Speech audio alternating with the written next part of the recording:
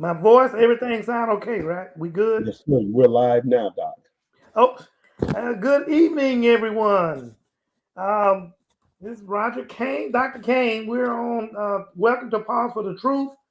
Usual, my co-host is running a little behind today, but she promised she was going to come and rescue me. And so we'll just get started with the show. We do have our technological guru. He is joining me. Tyrone, you might have to come up center stage. All righty, all righty. It's a pleasure. It's a pleasure to come from behind the scenes every now and again. Every now and again. Well, we always welcome your insight, whether it's from behind the scene or you're sitting on the, um, for lack of a better description, hot seat, like the rest of us. Okay, today's show is I'm gonna have to start out with a disclaimer, and that is, it was a difficult time trying to get the guests for our shows because everyone was still out of town or had not gotten back from their holiday enjoyments. So we just thought what we would do is go ahead and do an open mic. Anyone that has anything to discuss, anything they want to talk about, we felt like we just opened the mic up. We did that once before, did pretty good, but of course we had the superstar with us at that time, so we'll just wait. We will be awaiting her arrival with anticipation and joy when she does show. Meantime, uh, Tyrone, is there anything that you have on your mind that anybody may join you in terms of the discussion? Well, well, Doc. First of all, it's always a pleasure to be able to just talk with you. You and I have enjoyed great conversations in passing, and it's a pleasure to be able to do this here and let others hear. As I was thinking about this here, I thought about it. I said, it's been almost 42 episodes. Right. And I thought, I said, well, then if Dr. Kane and I just have to sit on the microphone and talk today, what are we going to talk about? And I said, well, you know what? Let's take a look at where we are from where our concept and idea was. Right. And Okay. it's stated on our website. We had a very simple premise. That premise was simply this here, that a pause for the truth was dedicated to bringing you, the listener, information. Every week, we would make a decision to bring on professionals in their fields and share information and educate you about things that everyone needed to know. So, my first question to you, Dr. Kane, do you think we've held true to that mission thus far in these 42 episodes? I think we've held true to the mission to the extent that everything that we brought forth thus far is information that many, if not most, of our listeners could use. We Absolutely. haven't brought everything. That's the only little a snippet that I'd have to have some contentious, I don't want to say rejection, but objection to, and that is that we brought everything because there are so many things out there to discuss, so much knowledge to help bring to our listeners, so much knowledge our listeners have brought to us, as well as our panelists, and so we have a long way to go, which will be forever if we talk about bringing everything.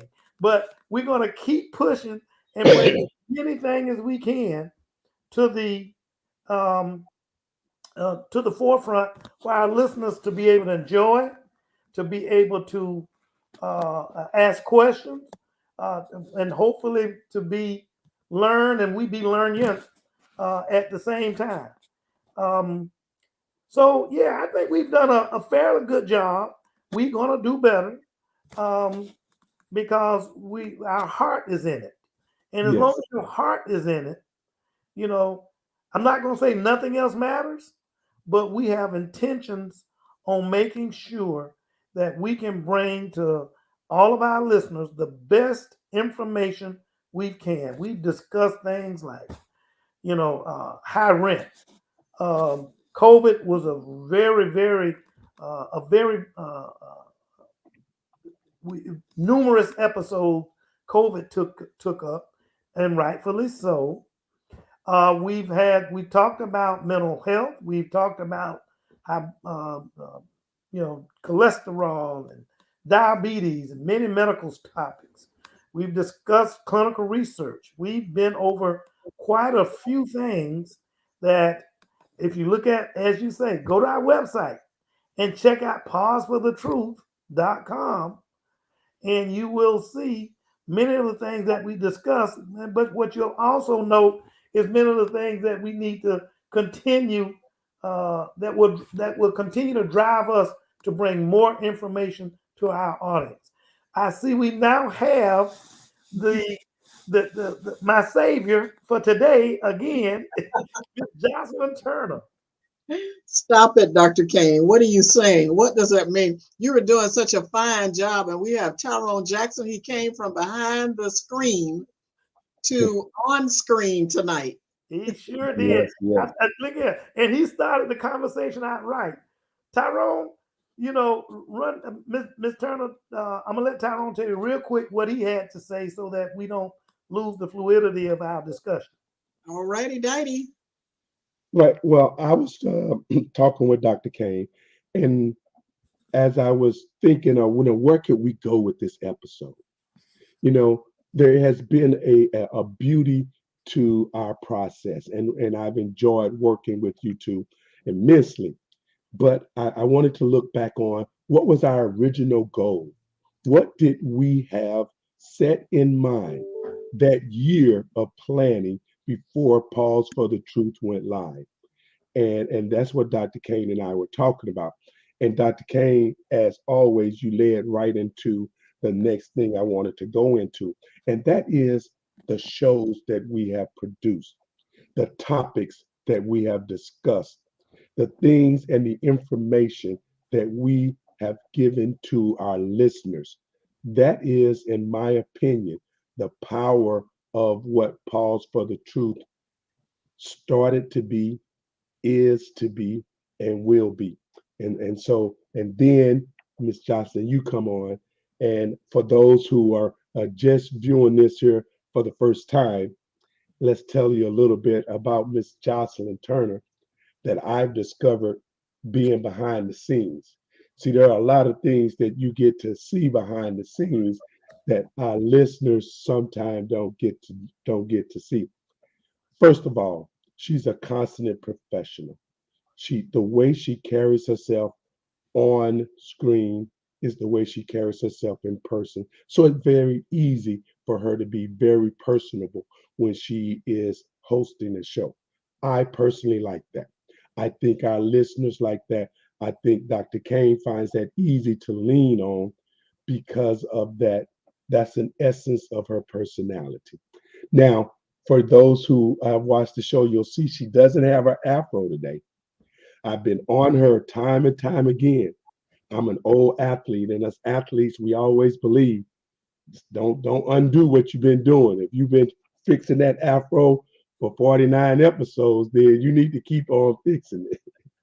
So, but I did want to go over just some of the titles of episodes that we have covered. And then I'm going to turn it over to Miss Johnson. I'm sure she has a direction she wants us to go. I was just being a filler. You know, when you get from behind the scenes, sometimes you put your foot in your mouth. But the beauty is I can always edit it out later. And them some big feet. But let's look at, we did um, theology and COVID-19. You know, at the time, no one else was talking about that. Right. It was all but being ignored. Now, we know that for the last few years, COVID has been a very prominent presence in all walks of life. But we felt bold enough to take it on from a theological standpoint. Then we talked about kids and COVID. At that time, there was a lot of information and questions about whether or not kids are going to be vaccinated, should be vaccinated, can be vaccinated. Well, we wanted to give you information from professionals on whether or not they could be, whether or not they, and where the technology was. Now, I'm not going to go over all the episodes, but I think it's important for people to flash back in this moment to truly see some of the topics that we have discussed. We felt bold enough to talk about why worry about climate change. All right, so we're And we're living in going a to world. revisit that. We're going to revisit that, Tyrone, because some of Yes, those episodes were well worth the topics were well worth revisiting. And so I'm glad absolutely. you brought that up. And Proceed. then we talked about let's talk about childhood hunger in Northeast Florida. I mean, the information that comes forth when you really take time to consider the number of children that are going to bed hungry in one of the wealthiest countries in the world. It pricks your heart, and that's one of the things that we wanted to do. We talked about what men need to know about prostate cancer. Now, from a male standpoint, I know a person who's had prostate cancer, and until having that podcast, I did not take the seriousness until after hearing that. So I say that to say that in doing these podcasts, there has been a serendipitous uh, aspect to it. We have learned. There are things that I've heard and discovered that have helped me change and make changes in my life. So it is beautiful that we've had an opportunity to do that. We had a month where we talked about juvenile justice, Black youth in crisis, and wow, what a interesting flurry of conversation came from that. And it was beautiful to be involved because as adults, we have to be mindful of the challenges that are set before our youth today. And so it's beautiful to have to talk about that. We talked about getting the facts on healthy aging, healthy aging. So, in other words, you can age gracefully. There are things that are due: diet, health, exercise. You know what I'm saying?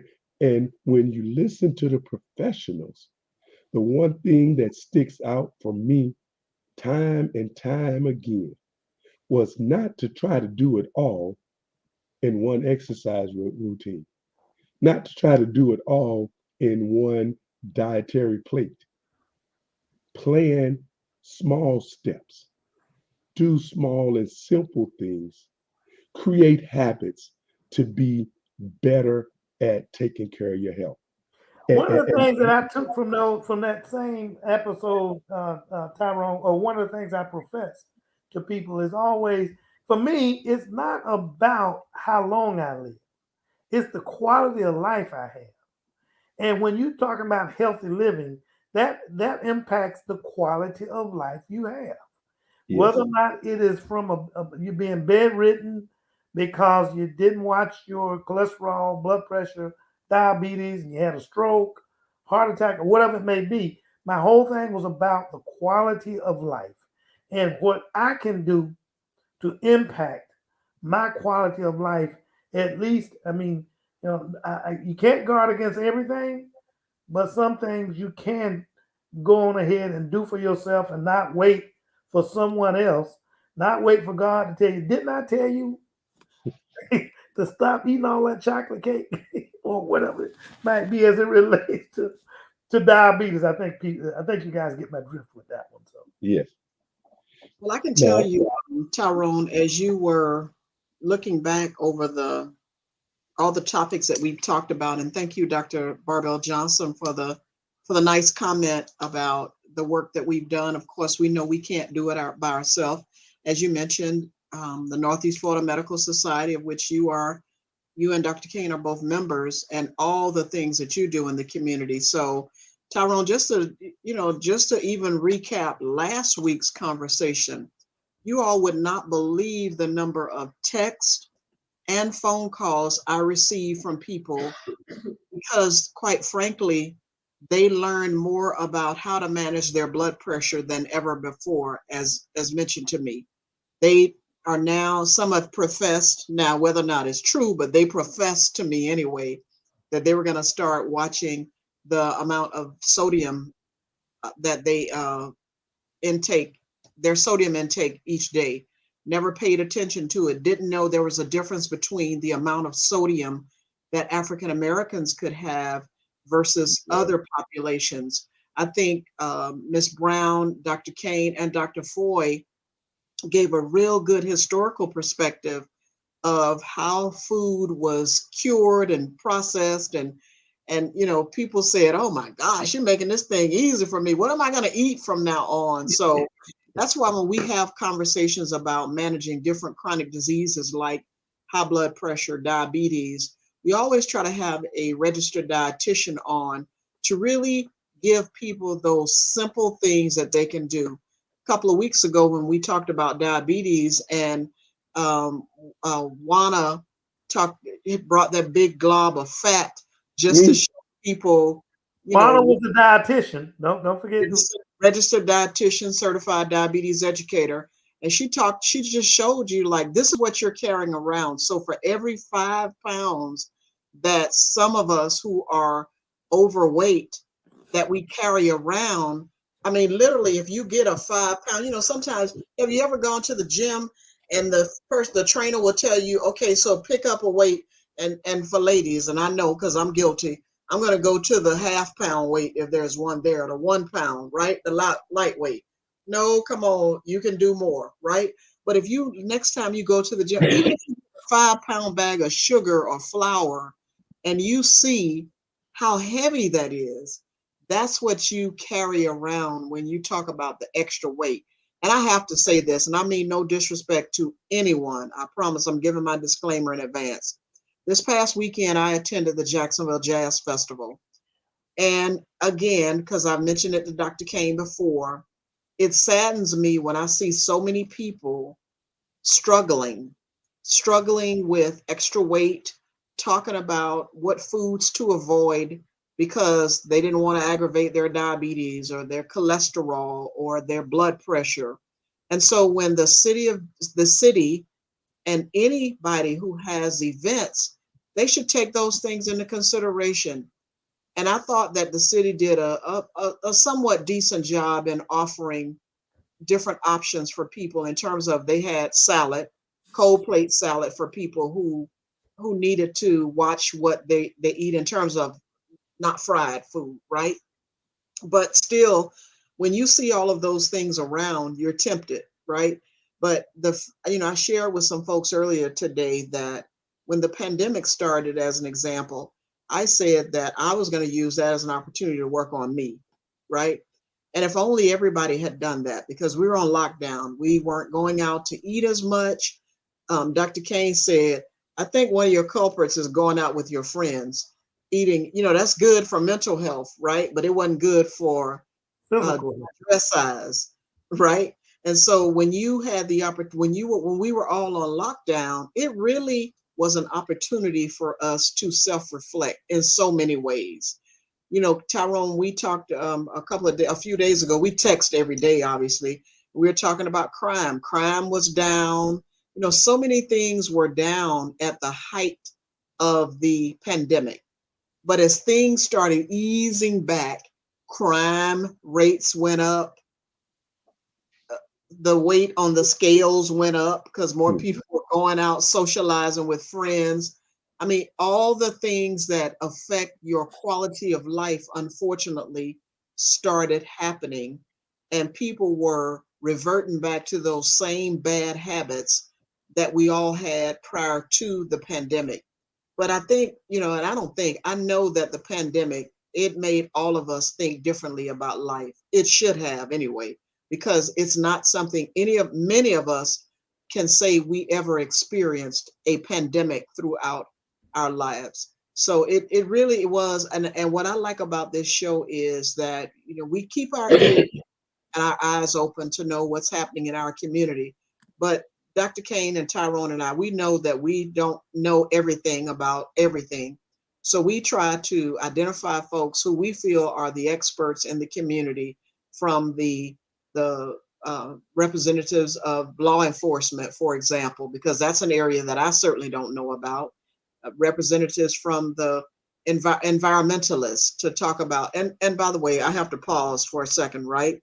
Because if you have never done a windshield tour in Jacksonville or in your community, because people may live everywhere. First of all, Google what a windshield tour is. There you go. And also look at a windshield tour from the perspective of the social determinants of health, those things that influence where we live, work, play. So the terminology that was brought to my attention, again, because of course I'd heard about it, are heat deserts. I know that I get unnerved when I see trees being uprooted for highways. The unfortunate part about having areas that are that's solely concrete and streets and parking lots and no trees around is, if a flood or something happens, there's no soil or any to soak up that extra water, right? Or heat. No vegetation, right?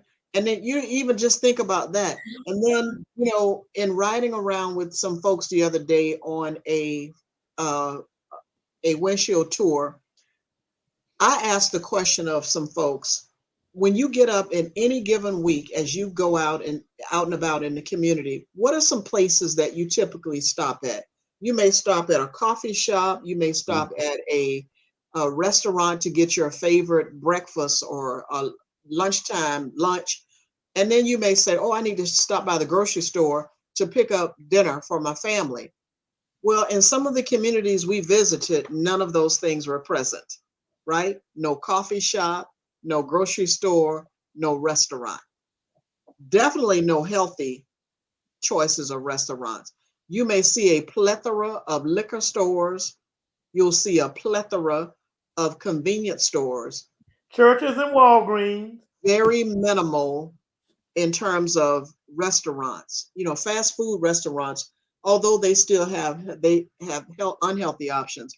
They do have healthy options, but it's just a matter of what you choose. So when we think about what is it that we can do, when we talked about what are we going to talk about tonight? I don't know if Dr. Kane or Tyrone opened with, oops, we forgot it was a holiday.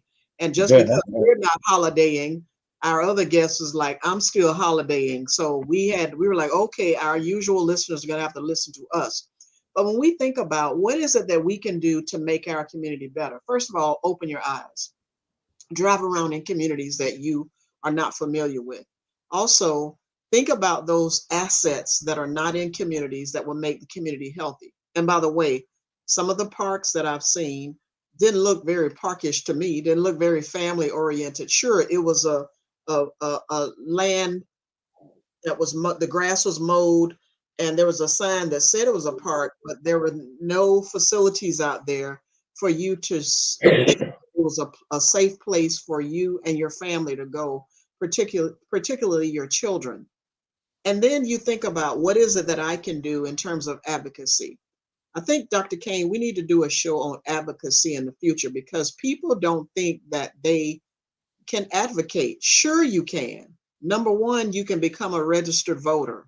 That's how you advocate for the things that you feel are important in your community. You get you register to vote, you find out what those issues are that make communities unhealthy, for example, in whatever area that is. And then when those candidates come to you, then you call them out on those things to say, these are the things that are important to me and my family and my community, and what are you going to do about it? And I promise you, you will stump some folks, because first of all, they're going to be shocked that you are prepared to ask them. And don't be selfish and just worry about having a skateboard park. Think about your grandma. Your grandma's not going to a skateboard park. Think about what your grandma needs. She needs sidewalks to take a walk. She needs a safe place to be able to walk in the community in terms of decrease in violence. You don't want to be fearful that your child is going to go out and somebody's going to grab them, right? Or that your child is going to get hit by a car because they have to play in the street because there are no sidewalks. So I think that's the thing that I wanted. I didn't mean to hog the discussion, but I think I'd like, what I'd like to pause for the truth about tonight is that people need to start paying more attention, but don't just post it on social media and say, oh, it's a shame that so-and-so and so-and-so. No, it's a shame that, but here's what I am going to do. And I am going to get my friends, and this is what we're going to do. Let me say this real quick to a couple of things, and then I want Tyrone to, because he looked like he's eager to say something. Say this real quick. As far as the diet was concerned, some of the people did gain weight during COVID, and a lot of it was because that is exactly what they're working from home and snacking, and so we don't want to give the impression that only the people whom that everybody lost weight from COVID. Some gained, but just circumstantial. But what it does beg to for us to pay attention to is that watch your diet, watch your exercise, watch your calorie intake, regardless of what you're doing. That's one. Two, when it comes down to climate change, I just think that people need to be aware that the fewer the trees we have, the more likely that we are going to increase global warming. And you're absolutely correct, Ms. Turner, when it comes down to resurfacing what was a natural habitat with a man-made habitat like tar, concrete, and whatever. And just making these little reservoirs off on the side of the road does not help us in terms of global warming. And then just for the last thing that you just mentioned, in terms of people and voting, I want people to be cognizant. I mean, I agree with you 100%. I just want people to be cognizant that politicians do not like being asked questions. I don't care how, I especially I'm attesting to legitimate questions and concerns. Some politicians, I'm not going to label all of them, but don't like being asked questions of legitimate concerns and of valid concerns in front of other voters.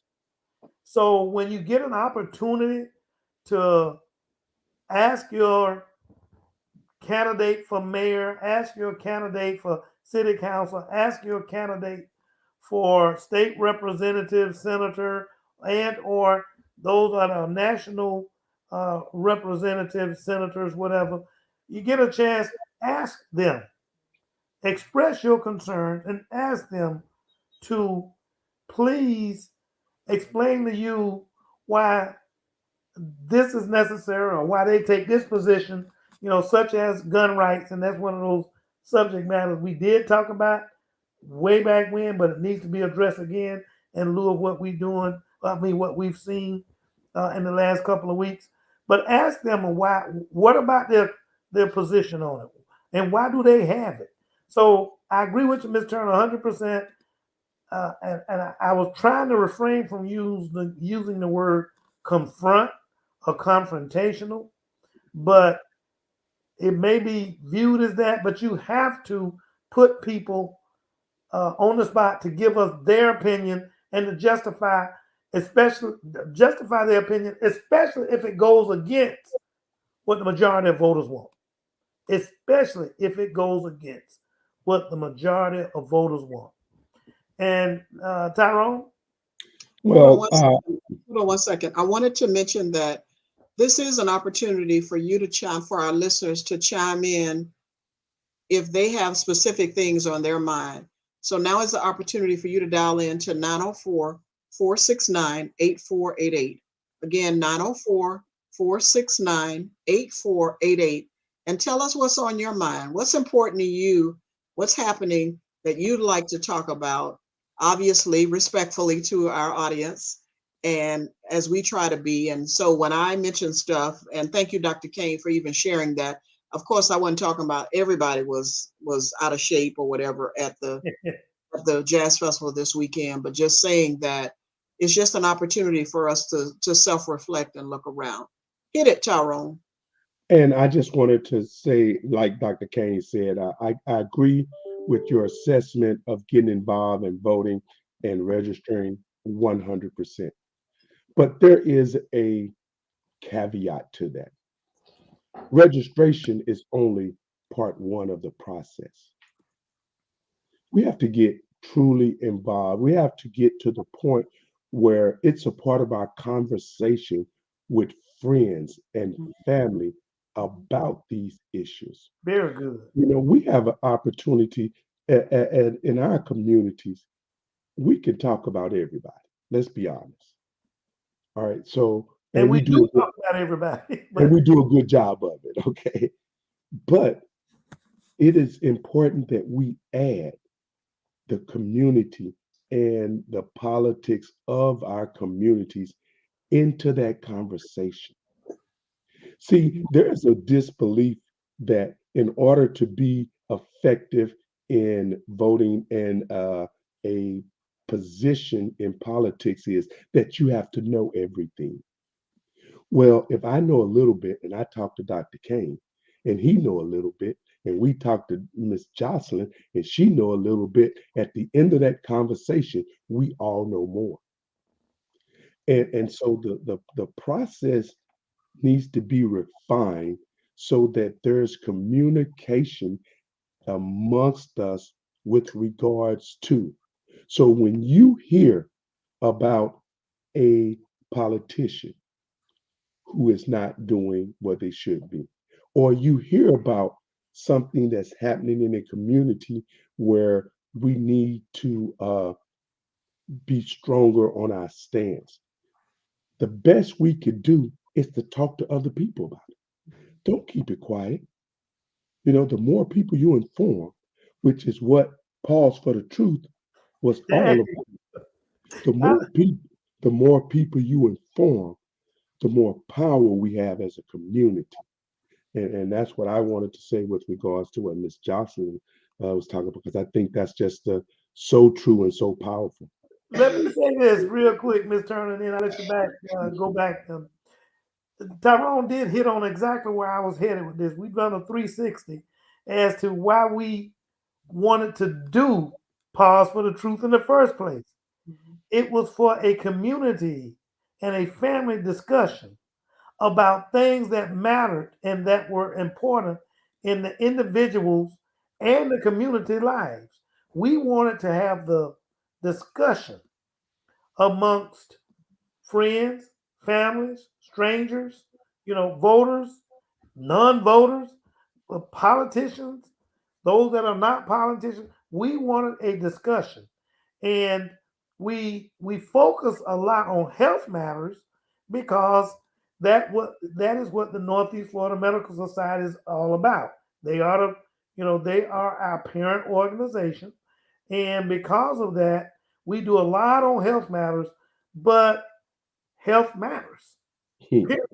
That's your whole world can be about health. If it's not your physical health, it's what we've discussed in the past, your mental health. All that falls up under the banner of health. Ms. Turner? So I passed by a sign today, and I wish I could remember the facts, but I'm going to ask Tyrone. Tyrone, go to jacksreads.org or jacksread.org. I don't know if it's an S on read, but it gave an interesting fact about if you read 20 minutes a day, it enhances your vocabulary or whatever. I forgot it was. And the point of it was right. It's a sign outside the Kids Hope Alliance building. And the point it was making, I believe, is in Jacksonville, I think schools are out already, or they will be soon if they are not already out. And what it's doing is encouraging, thanks Tyrone, encouraging families to keep your children's minds stimulated by simply having them to read every day. Now, for those who know me, I don't have any biological children, right? I say that because my friends, my nieces and nephews, they made sure that I have some children in my life, right? I ask you, Tyrone and Dr. Kane, did you require and forgive me in advance for putting you on the spot, but did you require your children to read when they were growing up, whatever books, children's books or whatever, rather than relying so much on technology and television? Well, I'm gonna take it first because I will put all of that off on my wife. She was adamant. So I mean, she was so much about reading, reading, reading. She read to the kids when they were in her womb. I mean, because she had read something that said if you read to them while they're in the womb, they do this, that, and the other. And that first one especially is one in which um, she did a whole lot of reading. The first and then the second, everything tends to wane off a little bit as you go down the numbers. But that first one, she do all of them do a lot of reading, much more than their dad ever did. But that first one, she converts her reading into this. She she's got the gift for gab.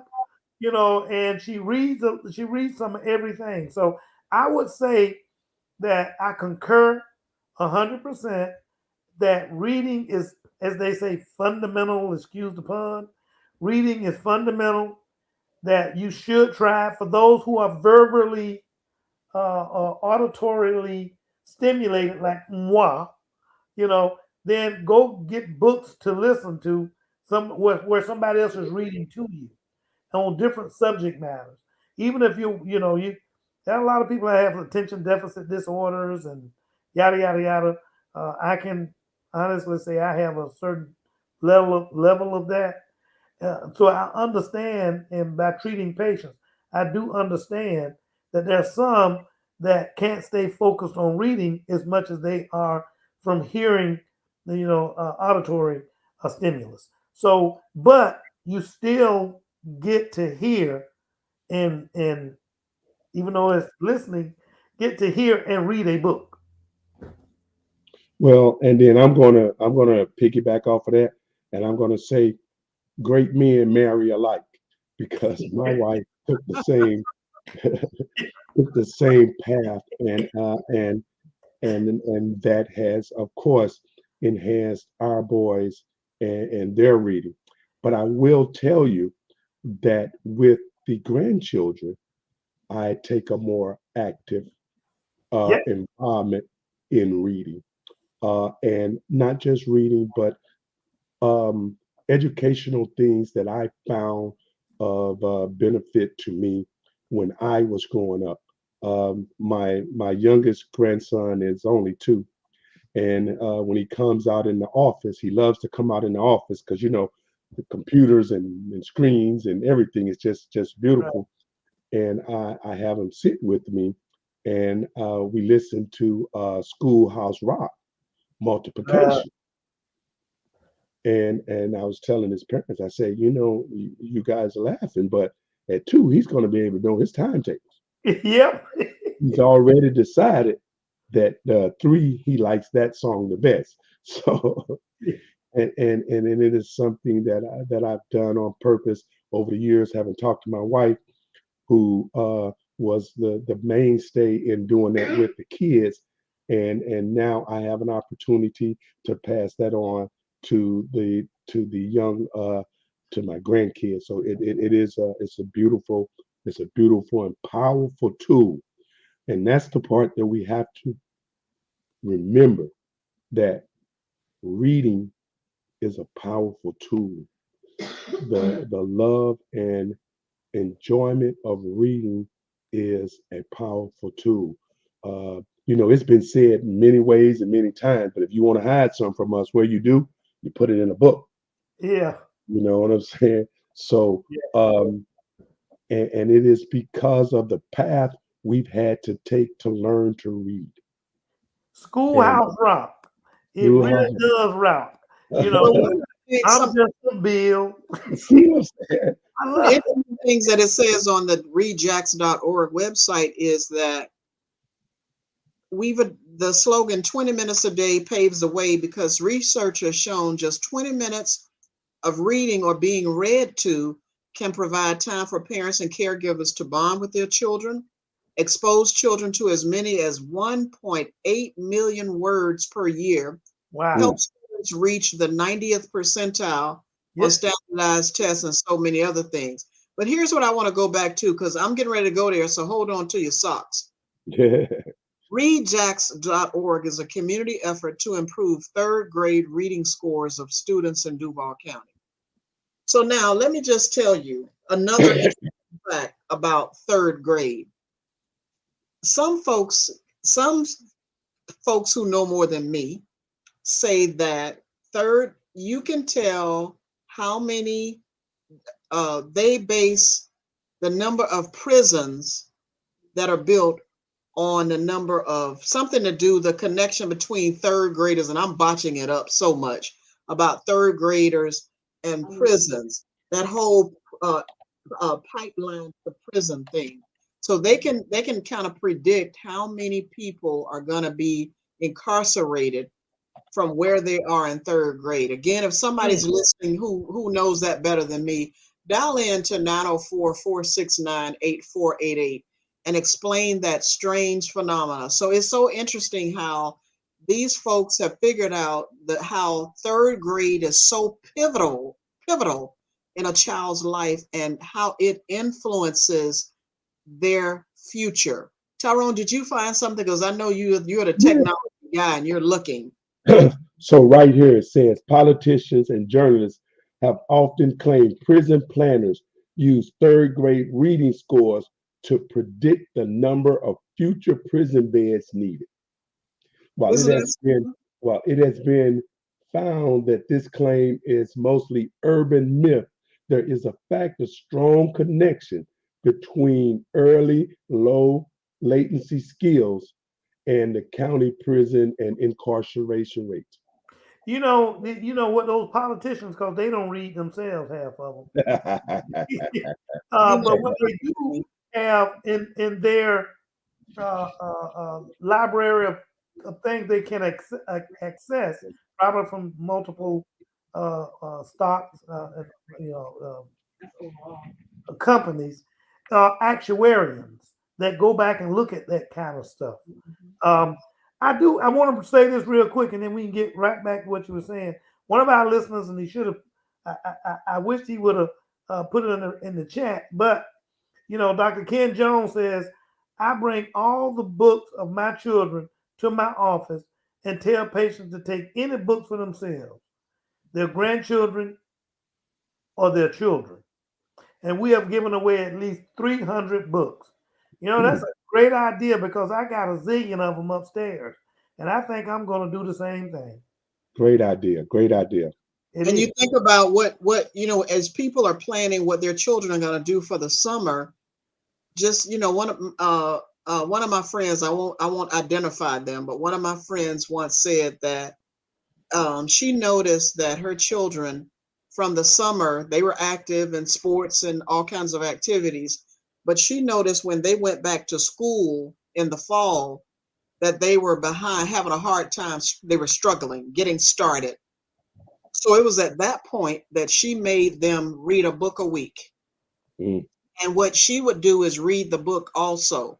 Yeah, there you go. And that way she could have a discussion with them, right? Yes. And so you think about the value of that. What it does, it enhances the parental and child bonding as mentioned by Jacks, and it also exposes those children. And I know someone else said they like to read because reading takes them places that they might not otherwise go, right? If you read about some country or some city or whatever, or a location, park or whatever. Subject matter. Yeah, it takes you places that you've never been before. So you just think about the significance of it. I think Dr. Kane and Tyrone, we need to make sure that we bring some folks who are engaging, who there are some phenomenal youth leaders and youth serving organizations out there. I think we should bring them on and let them talk about some of the activities that they have planned and recommendations that they make for parents as their children are out for the summer. Sure, we want our children to get out and enjoy nature as far as parks and beaches and lakes and things.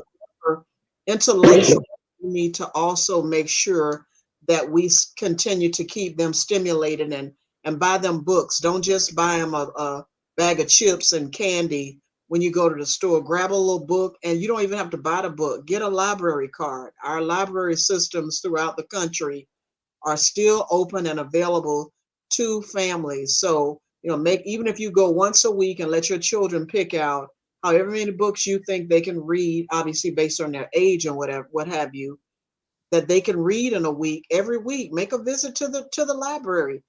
And also by doing that, it could help them to decide what they want to be. I know, for instance, I don't know who or what influenced Dr. Kane to become a doctor. Never heard that story, by the way, Dr. Kane. I'm sure that's an interesting story, right? I can tell you what Story, made but we me, won't get into it right now. but I'm going to share with you what inspired me to become a health educator is because I saw my great grandparent, and my great grandmother and her illnesses, and my grandmother and her illnesses, and it just intrigued me to want to know more about health so that I could not only help myself but also help educate others to reduce their risk. Because I thought how sad it is for your mind to be okay but your body to be so broken and damaged that it cut. We talk about the years of potential life lost, the quality years that each of them could have had, but the years that were cut off because they neglected their health for whatever reason. Back in the day, when we talk about the subject that we don't like talking about, it's uncomfortable. When we talk about racism, we know access was an issue for them, right? Access to health care, access to healthy foods. So access to a safe place to exercise. Access was an issue in so many different ways. That's not back in the days. That's presently. I Back was in trying the to, days is when you would start looking at going to the bean field, going to the agricultural job, doing that hard labor and working 12 and 18 hours a day that did not give you time to read, and and so on and so on. and take care of your own health. Yeah, so that's what inspired me to get into health because I wanted to learn a lot so that I can help others. So one of these days, Tyrone, we're going to get that story out of Dr. Kane, what inspired him to be Yes. a medical doctor, right? Just the You'd fact be that surprised. he didn't want to answer it means that there is a story behind There's that. a story behind it.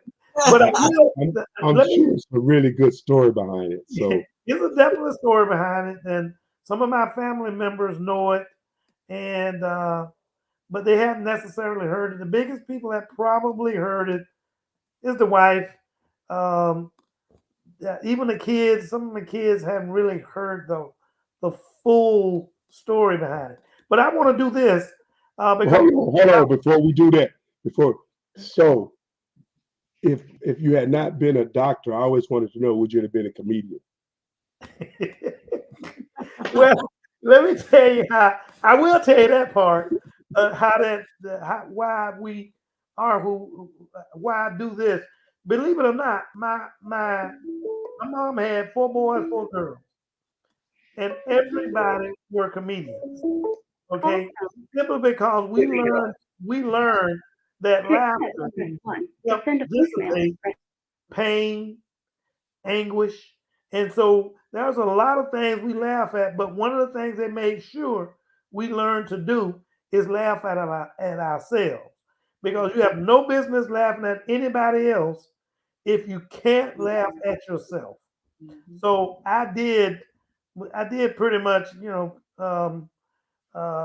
we will, I'll say this, it sounds a little bit morbid, but I remember being at a family member's funeral and some things that happened was we're making jokes about it, not about the funeral, because that person couldn't hear us anyway. But because of that's the way we deal with pain, with laughter, and so being comedic.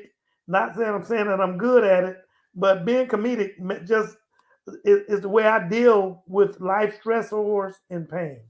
Now I want to switch subject real quick because we got less than 10 minutes left. We need to talk about what would we like to see, and if we can particularly hear from our viewers, what would they like to see for future shows? All right, before we go into that, Dr. Kane, I do have a call in from Mr. Miller, and I want to try to see if we can bring her in. She wanted to make a comment with regards to reading. All right, I'm going to see if I can bring her into this here. So just hold on 1 second for me. And I'd like to thank Jamila. She's been an avid listener to our show. We'd like to thank her in advance for her support. Okay, this is just a real quick tip. Should I go on now? Yes. Okay, this gets real quick tip. I went to Columbus, Ohio to visit my family and grandkids last year.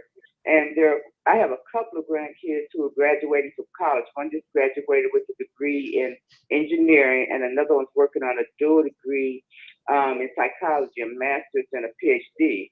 And they stated that when they were watching TV, they turned on the closed caption. And, I know a lot of our parents sometimes put their kids in front of the TV to keep them busy. And when I thought about it, I said, why do they have the closed caption on? And that's a suggestion because it forces the young people to read while they, are watching TV. That's an added, because we're in a new technology where a lot of them are, playing games, etc. But just a thought, they're reading as they're going along. And I just thought that was interesting, that we need to use technology to work with us, particularly the ones who are younger. That's all I wanted to say. Awesome. Thank you very much. Okay. All right, Thank you, Jamila. Again, yeah, we don't shy. I remember when I was at the health department, we used to talk about screen time. And screen time was the time that we allow our children to be on the phones, the time that they're in front of the computer, the video game, and the television. There is a limit. But then I remember when I think it was one of the doctors talked about, I think it was Dr. Pope that talked about when children navigated to at-home schooling. At-home schooling. They had to be on screen time. So now the focus is on how much time that you at least give your children that is either family time, fun time, and not just, and getting them away from the screen, if they can, for that's not related to work, of course, to school or whatever. So I've shared with you the things that were on my mind tonight, because what was on my mind is my experience this weekend. And then when I saw the interesting fact about reading, but I cannot mention, and we're going to talk about it in more in depth in the future, I cannot not mention the tragedies that have happened in our nation relative to gun violence. I can say that I witnessed after that when some elected officials, particularly our national elected officials, talking about we need to do something about gun violence. I overheard two gentlemen in the grocery store, and the worker was talking to another gentleman. He was trying to whisper because he was working, right? And so he was saying, yeah, they were saying, yeah, I know they're going to try to take our guns now. It's my right to have a gun, because if somebody does something to me, I want to make sure that I am armed. And I heard somebody else say, well, the real question is we need to take care of children with mental health issues. And I don't know the fact, Tyrone and Dr. Kane, but it's not just children who are shooting people. It's also adults who are shooting people. Sure, I can say that, yeah, it's probably right that there are some people with mental health issues, but it's been some real interesting fact. And I love the people who post on social media. I just read it and laugh. Sometimes I don't say anything, but it's been some real interesting facts of how people have said you cannot buy liquor, but you can go and buy a gun. You can't buy cigarettes, but you can go and buy a gun, assault weapons. I would like for somebody to explain to me who's smarter than me, because I already told you a few minutes ago, I don't profess to know everything. Why do average everyday citizens need assault weapons? They do not. And that is the subject matter. I won't get into it because it's a long, I mean, it's quite a bit. But I will say at least this. Depression, bipolar, um, anxiety, mental health issues don't kill people. Guns kill people. Whether you have a mental health or don't have a mental health issue. And I think that I feel this is just a deterrent from discussion of true issues. And that is, do you really need those kind of guns? There's only a certain amount of armor, or when I say armor, I guess I should say of guns that you may need to protect yourself. And most of those are just kind of handheld because the situation is not where someone is coming in your home and they got an assault weapon and you need one to fire back. But that's for another day for discussion because there's a whole lot behind that. But Yeah, just but let me say this. I'm gonna be a little bit different from you guys. Uh, to try to get to the answer that I would pose to Miss Jocelyn's question is our American system has shown that it moves in excess. It moves to one end or the another, to another. So the moment you take away assault weapons, it won't be long before you take away them all. Take So away the what? before you take away them all, before you take away all guns. It is it's the way our system is set up. We move the pendulum in huge swings. Now, the things that I do believe are extremely more important is the process to gun ownership. The process is broken, and the background checks and all the things that go into place to own a gun is is broken. The system by which guns can be sold, if you really look into it, the system by which guns can be sold and how they're being sold is so far beyond the concept of reality. It is the reason why we have all these things happening.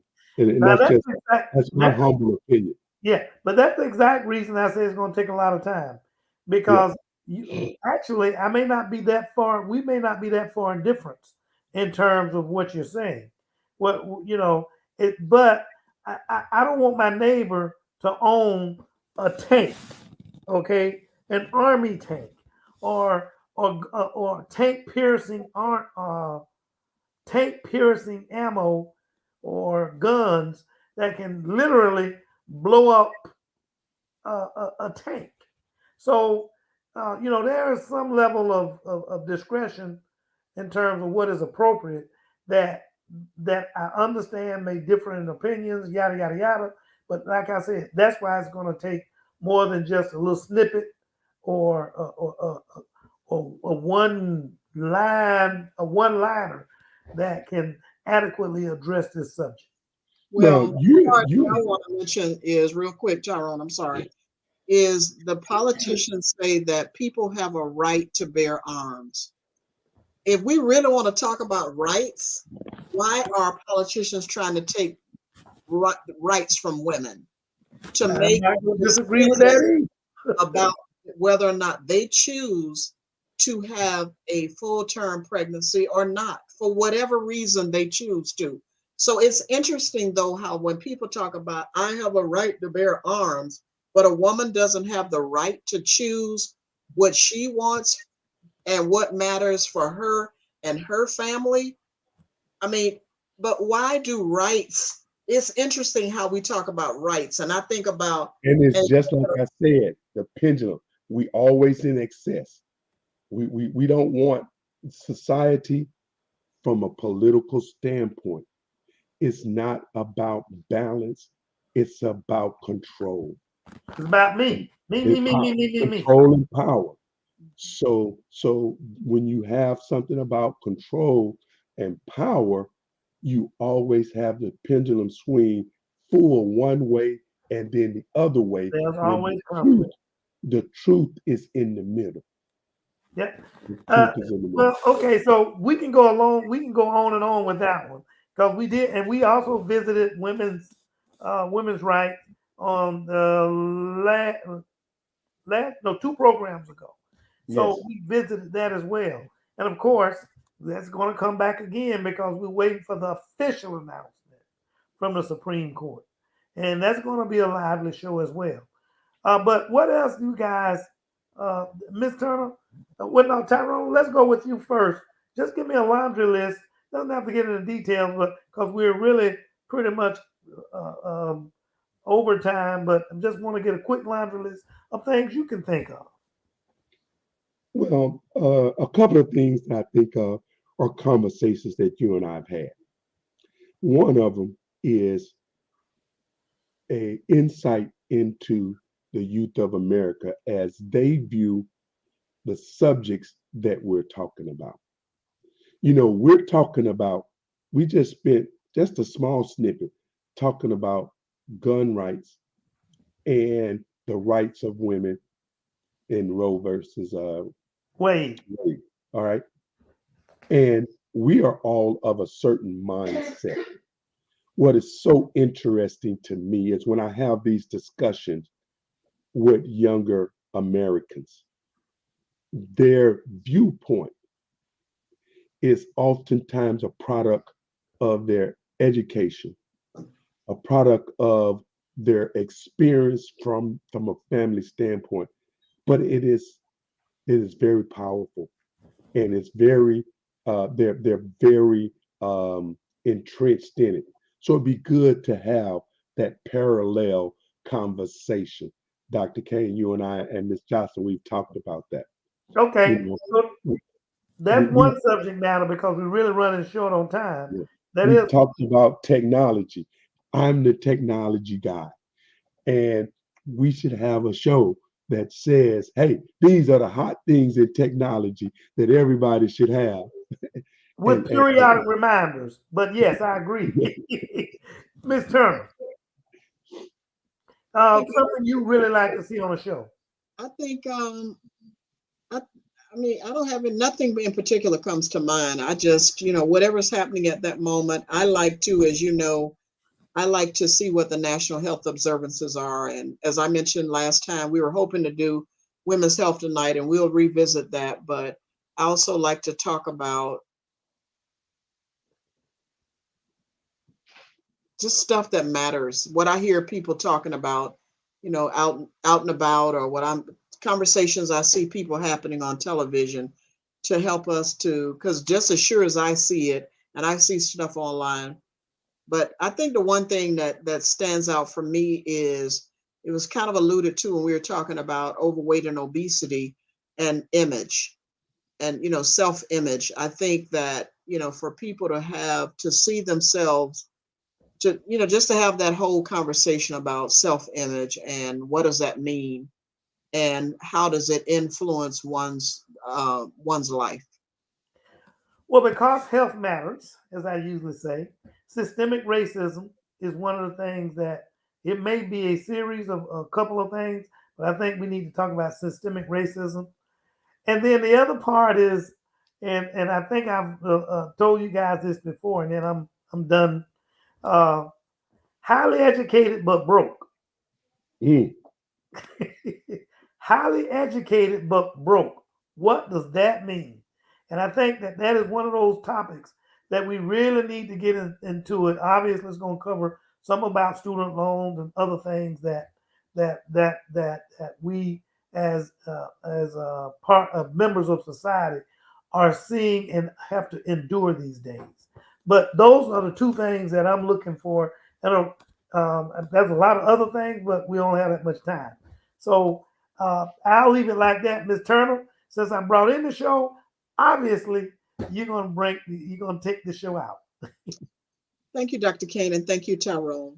Each week, as you've noticed, we try to bring in topics, and not try, we bring up topics and have speakers to help enlighten us, help us to become a better version of ourselves, and also share information with other people.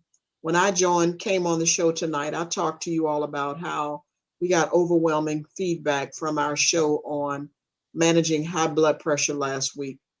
It's that example that it makes me feel like we are doing something good, right, Dr. Kane? When we get that feedback, because the bottom line is we want to make sure that we bring value to this discussion. Tonight was a free for all. We just kind of talked about what was on our mind, and I jokingly said what's really going on, but what's on our mind, what things that we've seen around. But again, it's an opportunity for you to look within your own self and your own family and say, what is it that I want to do for my children, for my grandparent? Because we also know that there are a lot of grandparents who were in isolation during the pandemic. And so as you're planning your activities, don't forget your loved ones who may be homebound or who may be elderly, to take care of them as well. Thank you, as always, for joining in on Pause for the Truth. A couple of topics that we are going to have in the month of June. So stick around. I'm not going to tell you what Tuesday we're going to do it, but June is Black Music Month. We're going to go a little different. We're going to talk about Black music and the influence that it has on our culture. And so we're going to have some real interesting folks on to talk about that. We're also going to talk about men's health because, some people still feel that although there are a lot of women-headed households because there is no man present, a lot of people still have men in their lives who matter. And so we are going to be talking about men's health in the month of June, as it is Men's Health Month. Stay tuned every Tuesday, 6:30 p.m. for a Pause for the Truth, where we tell you what's really going on. Good night, everyone. Stay well. Get your COVID vaccine because COVID is still out there. Exactly. All right, you guys have a good evening.